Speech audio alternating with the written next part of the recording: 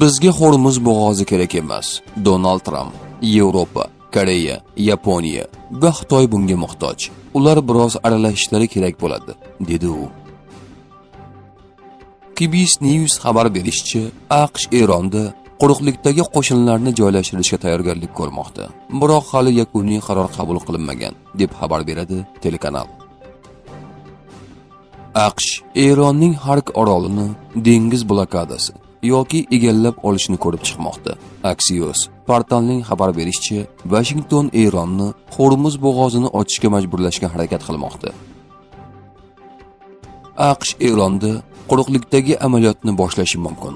Wall Street jurnali nashrining manbalariga tayanib xabar berishicha, AQSh harbiy dengiz kuchlarining Tripoli desant kemasi boshqa kemalar hamrohligida Fors ko'rfazi tomon harakatlanmoqda. Kemalar hududga 5-7 kun ichida yetib kelishi kutilmoqda. Tripoli bortida aviatsiya guruhi va 2000 dan ortiq dengiz piyodalari bor. Bundan tashqari, AQSh Yaqin Sharq dengiz piyodalarining ikkinchi ekspeditsion guruhini ham yubormoqda, deya xabar bermoqda nashr. Aroqchi xristianlardan Chingizxonni yoqlagan Netanyahuni qo'llamaslikni so'radi. Eron tashqi ishlar vaziri Abbos Aroqchi AQShdagi xristianlarning xayrixohligida ko'p jihatdan bog'liq bo'lgan Netanyahuning Iso Masihga nisbatan ochiqdan ochiq nafrati hayratlanarli ekanligini aytdi. Uning mintaqamiz ko'rgan eng yomon qirg'inchi bo'lgan Chingizxonga cheksiz hamd sanolar aytishi uning hozirgi qidiruvdagi urush jinoyatchisi maqomiga ham mos keladi, dedi Aroqchi.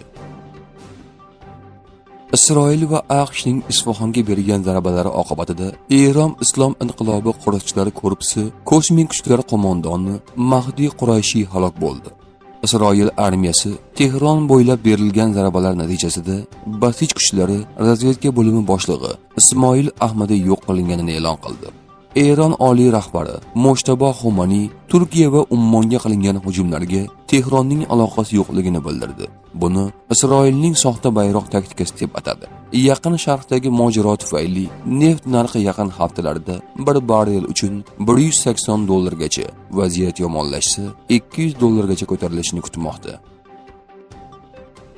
Eron Hormuz bo'g'ozi orqali o'zi ruxsat bergan kemalar uchun xavfsiz yo'lak tashkil qildi. Ba'zi kemalar o'tish uchun $2 million to'lov qilayotgani aytilmoqda. Suriya rahbari Ahmad Ashara mamlakat ushbu urushga qo'shilmasligini va har qanday mojarodan uzoq turishga harakat qilishni ta'kidladi. AQShning B-52 bombardimonchilari Eron yo'nalishiga harakat qilayotgani aytilmoqda. Xabarlarga ko'ra, AQShga tegishli B-52 bombardimon samolyotlari Eron tomonga yo'naltirilgan. Hormuz bo'g'ozi va Qizil dengizning blokadasi tufayli dunyo nafaqat neftsiz, balki internetsiz ham qolishi mumkin. Ushbu dengiz yo'llaridan o'nlab suv osti kabellari o'tadi. Ular global internet trafikining 17-30% ni tashiydi va Yevropa, Osiyo, Afrikani bog'laydi. O'qqa tutilish tufayli kabel kamerasi jangovar zonalarda ishlay olmaydi. Kabellarga yetkazilgan ziyon jiddiy oqibatlarga olib kelishi mumkin. Internetning sekinlashishi, banklar, bulutli xizmatlar va sun'iy intellekt platformalarining ishdan chiqishi, hatto tinchlik davrida ham bunday kabellarni ta'mirlash 5-6 oygacha davom etishi mumkin. AQShsiz NATO qog'oz yo'lbars kabidir, Donald Tramp. Qo'shma Shtatlar rahbari NATO bo'yicha ittifoqchilarni qo'rqoqlar deb atadi. Ular yadro quroliga ega Eronni to'xtatish uchun jangga kirishni xohlamadi. Biz bu urushni harbiy jihatdan allaqachon yutib bo'ldik. Ular yuqori neft narxlaridan shikoyat qilishmoqda. Shu bilan birga, ular bizga Hormuz bo'g'ozini ochishga yordam berishni istamayapti. Aslida aynan shu yuqori neft narxlarining yagona sababidir. Buni amalga oshirish ular uchun juda oson, xavf ham juda past. Qo'rqoqlar, biz buni eslab qolamiz, dedi AQSh rahbari.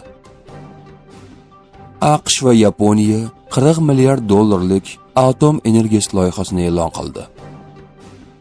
Shimoliy Koreya rahbari Kim Chen In o'zining vorisi qizi bilan birgalikda hujumchi dronlardan jangovar foydalanish bo'yicha harbiy mashg'ulotlarda qatnashdi.